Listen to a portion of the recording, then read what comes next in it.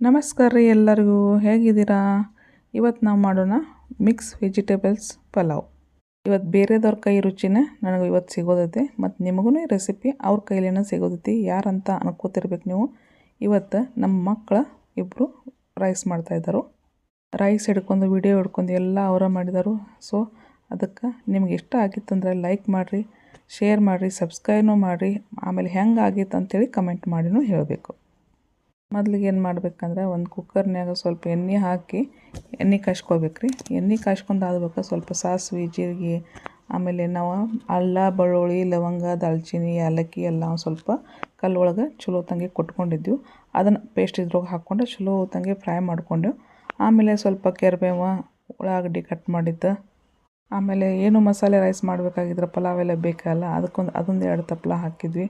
ಆಮೇಲೆ ಈ ಕಡೆ ಬಟಾಣಿ ಇತ್ತು ಮನೆಯಲ್ಲೇ, ಬಟಾಣಿ ಹಾಕ್ಕೊಂಡ್ವಿ. ಆಮೇಲೆ ಚೆನ್ನಾಗಿ ಕಟ್ ಮಾಡಿದ್ದು ಮೊದಲಿಗೆ ಎಲ್ಲ ವೆಜಿಟೇಬಲ್ ಕಟ್ ಮಾಡ್ಕೊಂಡಿಟ್ಟಿದ್ರಲ್ಲ, ಹಿಂಗಾಗಿ ಅದ್ರ ಗಜ್ರಿನೂ ಈಗ ಹಾಕ್ಕೊಂಡಿದ್ರೆ. ಆಮೇಲೆ ನೆಕ್ಸ್ಟ್ ಇದ್ರೊಳಗೆ ಒಂದು ಬಟಾಟೆ ಕಟ್ ಮಾಡಿ ಹಾಕ್ಕೊಂಡಿವಿ. ಬಟಾಟೆ ಅಂದ್ರೆ ಆಲೂಗಡ್ಡೆ, ಯಾಕಂದ್ರೆ ನಮ್ಮ ಸೈಡ್ ಬಟಾಟೆ ಅಂತೀವಿ, ಆಮೇಲೆ ಬೆಂಗಳೂರು ಸೈಡೆಲ್ಲ ಆಲೂಗಡ್ಡೆ ಅಂತಂತಾರೆ. ಅದು ಸ್ವಲ್ಪ ಚಲೋ ಹೊತ್ತಂಗೆ ಫ್ರೈ ಮಾಡ್ಕೊಂಡು ಆಯ್ತಂದ್ರೆ ನಾವು ಇಲ್ಲಿ ಮನೇಲಿ ಮಾಡಿದ್ದ ಗರಂ ಮಸಾಲ ಹಾಕಿದ್ದು. ಆಮೇಲೆ ಹಾಕಿ ಚಲೋ ತಂಗಿ ಫ್ರೈ ಮಾಡ್ಕೋಬೇಕ್ರಿ. ಗರಂ ಮಸಾಲ ಏನು ಹಾಕ್ತೇವಲ್ಲ ಚಲೋ ಮಸ್ತ್ ಖಮ್ಮಂಗೆ ವಾಸ ಬರ್ತದೆ. ಆಮೇಲೆ ಇದ್ರೊಳಗೆ ನಾವು ಸ್ವಲ್ಪ ಹುಂಡ್ಗಾರ ಅಂತೇವಲ್ಲ ಆ ಥರ ಖಾರ ಇದ್ರೊಳಗೆ ಹಾಕ್ಕೊಂಡಿವಿ. ಹುಂಡ್ಗಾರ ಹಾಕಿದ ಕೂಡಲೇ ಸ್ವಲ್ಪ ಕಲರ್ ಚಲೋ ಬರ್ತದೆ. ಆಮೇಲೆ ಇದ್ರೊಳಗೆ ಅರ್ಶಿನ ಪುಡಿ ಹಾಕ್ಕೊಂಡು ಅದನ್ನು ಫ್ರೈ ಮಾಡ್ಕೋಬೇಕು ರೀ.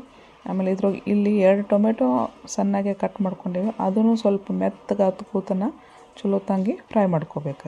ದಿನಾನು ನಮ್ಮ ಕೈಲಿನ ತಿಂದು ಒಮ್ಮೆ ಬೇಜಾರು ಬಂದಿರ್ತೈತಲ್ಲ, ಹೀಗಾಗಿ ಹುಡುಗರಿಗೂ ಯಾವಾಗಲೂ ಇಂಟ್ರೆಸ್ಟ್ ಇತ್ತಂದ್ರೆ ಅವರಿಗೆ ಹೇಳಿ ರಮೇಶಿ ಅವ್ರ ಕೈಲೇನೂ ಏನಾರೇ ಮಾಡ್ಕೊಂಡು ತಿಂತಂದ್ರೆ ಭಾಳ ನಮಗೂ ತಿನ್ನೋಕೆ ಖುಷಿ ಆಗ್ತದೆ.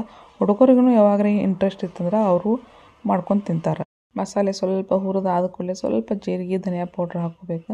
ನಾನು ಇಲ್ಲಿ ಮೊದಲಿಗೆ ಒಂದು ಅರ್ಧ ತಾಸು ಬಾಸುಮತಿ ಅಕ್ಕಿ ಹುಡುಗರಿಗೆ ನೆನೆ ಹಾಕಿಡು ಅಂತ ಹೇಳಿದ್ನಿ, ಹಾಕಿಟ್ಟಿದ್ರೆ ಅದು ನೆನೆದಾದ ಕೂಡಲೇ ಅದ್ರೊಳಗೆ ಒಗ್ಗರಣೆ ಒಳಗೆ ಹಾಕ್ಕೊಂಡು ಚಲೋ ಹೊತ್ತಂಗೆ ಒಂದು 5-10 ನಿಮಿಷ ಹುರ್ಕೋಬೇಕು. ಎಷ್ಟು ಹುರ್ಕೋತೇವಲ್ಲ ಅಷ್ಟು ನಮ್ಮ ಅನ್ನ ಉದುರು ಹಾಕದ. ಆಮೇಲೆ ಮೊದಲಾಗ ಸ್ವಲ್ಪ ಉಪ್ಪು ಹಾಕ್ಕೊಂಡು ಫ್ರೈ ಮಾಡ್ಕೊಳ್ಳೋವಾಗ ಹಾಕ್ಕೊಂಡಿದ್ದೆ, ಅದೊಂದು ಸ್ವಲ್ಪ ಟೇಸ್ಟ್ ನೋಡಿ ಈಗ ಮತ್ತೆ ಬೇಕಂದ್ರೆ ಹಾಕ್ಕೋಬೋದು, ಇಲ್ಲಾಂದ್ರೆ ಇಲ್ಲ. ಆಮೇಲೆ ಇಲ್ಲಿ ಒಂದು ಸ್ವಲ್ಪ ಕಸೂರಿ ಮೇಥಿ, ಇನ್ನೊಂದು ಸ್ವಲ್ಪ ಯಾಕೋ ಖಾರ ಕಡಿಮೆ ಅನ್ಸತ್ತಿತ್ತು, ನಮ್ಮ ಮೇಲೆ ಒಂದು ಸ್ವಲ್ಪ ಖಾರ ಹಾಕಿ ಚಲೋ ಹೊತ್ತಂಗೆ ಕುದಿಸ್ಕೋಬೇಕು ರೀ. ಕುದಿ ಬಂತಂದ್ರೆ ಕೊತ್ತಂಬರಿ ಸೊಪ್ಪು ಹಾಕಿ ಅಳಗಾಡಿಸ್ಕೊಂಡು ನಮ್ಮ ಕುಕ್ಕರ್ ವಿಸಿಲ್ ಹಾಕ್ಬೇಕು. 1 ಅಥವಾ 2 ಸೀಟಿ ಒಳಗೆ ನಮ್ಮದು ರೈಸ್ ತಯಾರಾಕೈತಿ. ನೋಡಿರಿ ಎಷ್ಟು ಮಸ್ತ್ ವೆಜಿಟೇಬಲ್ ಪಲಾವ್ ರೆಡಿ ಆಯ್ತು. ಮಕ್ಕಳು ಮಾಡಿದಾರಂತ ಅದೊಂದು ಖುಷಿ. ಆಮೇಲೆ ಇವತ್ತೊಂದು ನಮಗೆ ರೆಸ್ಟೂ ಸಿಗ್ತದೆ, ಮತ್ತೊಂದು ಖುಷಿ. ಆಮೇಲೆ ರೈಸ್ ಜೊತೆ ಬೇಕಂತೇಳಿ ಮಸಾಲ ಮಜ್ಜಿಗೆ, ಆಮೇಲೆ ವೆಜಿಟೇಬಲ್ ರಾಯ್ತ ಮಾಡ್ಕೊಂಡಿದ್ರೆ, ಆಮೇಲೆ ಮೊಸರನ್ನ ಸ್ವಲ್ಪ ಅದ್ರೊಳಗನ ಕಟ್ಕೊಂಡು ವೆಜಿಟೇಬಲ್ ರಾಯ್ತ ಒಳಗೆ ಹಾಕ್ಕೊಂಡ್ರೆ ಅದ್ರದ್ದು ರೆಸಿಪಿಯನ್ನು ಅವ್ರು ಮಾಡ್ಕೊಂಡಿರ್ಕಿಲ್ಲ, ಹೀಗಾಗಿ ಸಿಂಪಲಾಗಿ ತೋರಿಸ್ತಾ ಇದ್ದೀನಿ ನಿಮಗೆ. ಈ ರೆಸಿಪಿ ನಿಮಗೆ ಇಷ್ಟ ಆಗಿತ್ತಂದ್ರೆ ನಕ್ಕಿ ಕಮೆಂಟ್ ಮಾಡಿ ಹೇಳ್ರಿ. ಹುಡುಗರು ಸ್ವಲ್ಪ ಏನಾರು ಅಡುಗೆ ಮಾಡೋಕೆ ಕಲ್ತಿದ್ದಂದ್ರೆ ಅದು ಇಂದಿನ ಅವ್ರು ಹೊರಗಡೆ ಹೋದರು, ಹಾಸ್ಟೆಲ್ಗೆ ಹೋದರು, ಪಿ ಜಿಗೆ ಹೋದರು, ಅವ್ರ ಕೈಲೇ ಮಾಡ್ಕೊಂಡು ತಿನ್ನೋಕೆ ಭಾಳ ಸುಲಭ ಈಸಿ ಆಕೈತಿ.